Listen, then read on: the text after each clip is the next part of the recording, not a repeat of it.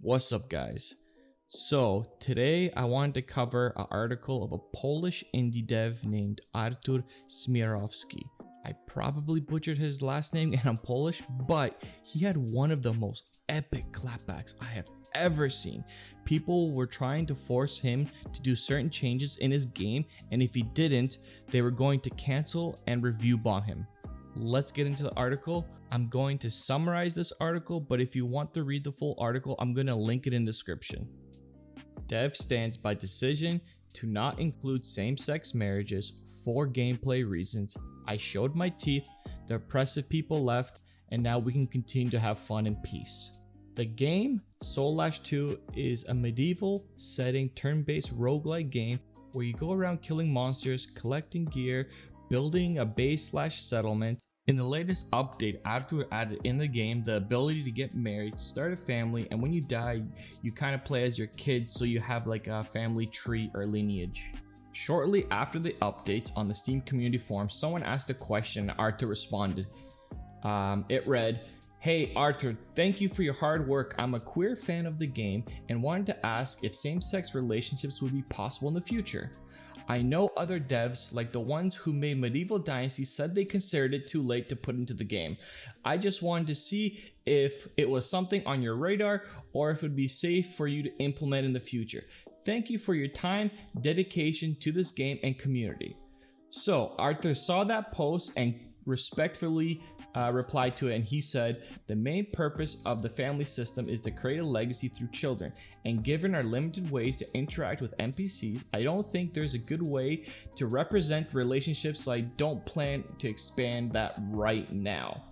More extended interactions were something that some players wished was a bigger focus of the game, but unfortunately it would take too long, and probably the removal of conversations and dialogue systems to turn Soul Ash 2 into The Sims, as well as other games I'm already trying to mix. We're going to see if I ever get excited about it, but right now I'm too pumped to go to war to delay it any further. And you would think this is a respectful response, nothing wrong, but sewer people that crawled out of their mom's basement thought otherwise and lost their minds. When people saw this response, it opened up the floodgates.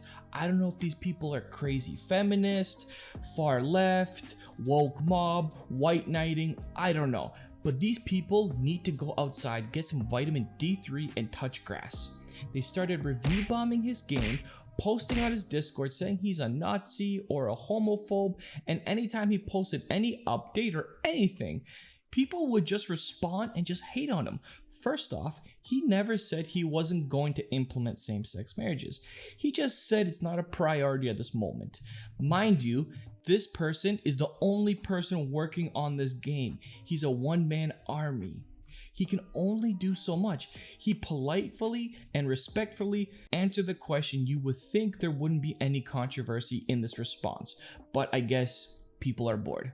He could have backtracked and apologized, got on his knees and begged for forgiveness like a lot of people do to the woke mob, but he woke up that day and chose violence. He finally had enough and just went on the attack. His first tweet was, he said, "How many people you'd piss off if you made a game you truly wanted to. Let players inspire you, not demand you to express yourself. No boss, no publisher, no fucks given about reviews. That's art. That's what's worth spending years of your life to create."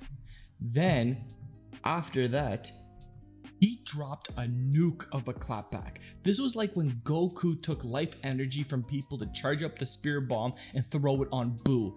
But instead, Artur used his anger and his frustration to charge up this bomb. So what he said was, "My grandparents survived the Nazis. My parents endured communism. I had to live through religious oppression since the age of 10, and now some spoiled brats think I'll bend the knee to their rainbow flag or else they'll type some bad words. I already have a flag I'm proud of." And he puts a picture of the Polish flag. Sensational. Damn, he killed everybody with this tweet. But I was born in Poland, but I lived majority of my life in Canada, and I wanted to add a little bit of context and talk about the cultural differences between Poland and North America. So Poland is Europe's most Catholic country. Poland as a country is very, very religious, to the point where the church holds a lot of power in the government. And because of this, a lot of people are not just going to bend over backwards to please the LGBTQ agenda. I don't want to paint a picture where Poland is like Saudi Arabia, but it's different than North America. Poland doesn't recognize same-sex marriages, but besides that, queer people have the exact same rights. No one's homophobic if they see two people holding hands or anything. But let's continue with the article. So after he dropped that nuke, all the little cockroaches came out, and one Twitter user said in his tweet, "I don't believe that it was meant to come across this way, but the way you phrase this tweet is some rhetoric that the far-right people in the US tend to talk about. This idea of people under the rainbow flag forcing others to bend the knee, comparing queer people to wanting representation to Nazis and communists is a common tactic of people that actively want to take their rights away. I don't believe that this is what you want, but I see a lot of people getting angry at this tweet and thought that I should offer explanation of why that is. I appreciate everything that you do, Arthur. You're a genuine inspiration to me as a fellow game dev. I think the hate towards you was a little too much, but I also think that this is a little too much." Yeah, so this tweet is, I think it's retarded. I'm gonna pause the video there. When I was editing, I realized I came off as like one step away from being the Quartering or Sneeko. I consider myself left-leaning, but I'm not into politics. I am a DDGer, and I'm part of the Taliban, so trust me when I say this, I'm not some crazy far-right person. He wasn't comparing queer people to Nazis. He was saying like, look, this is what my parents went through. Also, calling him or implying he's a Nazi or any Polish or German person is like calling a black person the N-bomb. Poland has been invaded numerous times, even before Germany, and they have been constantly oppressed. Like, I know here in North America, calling someone a Nazi, far right, or fascist doesn't mean anything because everyone throws that word around. But in Poland, if you call someone a Nazi, it's fighting words. So Arthur responded, "Thank you for the explanation. I don't follow US politics, nor do I care what you guys call yourselves to inflict anger. For us, Poland, Nazis and communism has been an actual deep meaning because our people lived through it. I also didn't compare this group to Nazis. If anything, I said they are nothing in comparison by belittling their attempt at oppression. I did use a clear hyperbole by calling them spoiled brats."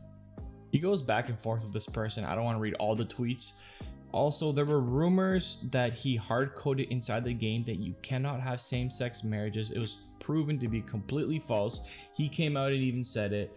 And then after all these exchanges, people started to reverse review bomb him, and he came out with like a thank you tweet which read, "The cavalry has arrived.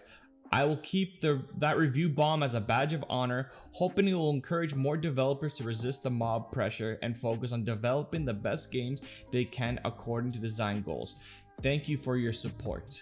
And you can see on the graph where it was red that people were review bombing him, and then reverse bombed after people saw his response.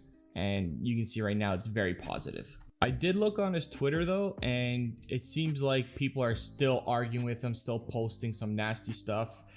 To be fair though, Arthur is kind of antagonizing them. He should just ignore them. You won. Just relax, stop responding, and hopefully they just go away. But that's it for this article. I do want to say though, I think DEI and LGBTQ should have a greater presence in gaming space, but it needs to be done right. You can't just shove it down people's throats and have any character be gay just because it checks off a box. Look at The Last of Us 2, Ellie and Dina. No one got mad and screamed woke because Ellie was written from the start to be gay with a good story. Now look at Concord, where every character had to be something. Even the robot was non-binary, and look what happened. I know Concord had a lot more issues, but you could still feel that it wasn't authentic. But that's it. Please like and subscribe, and I'll catch you guys on the next one. Peace.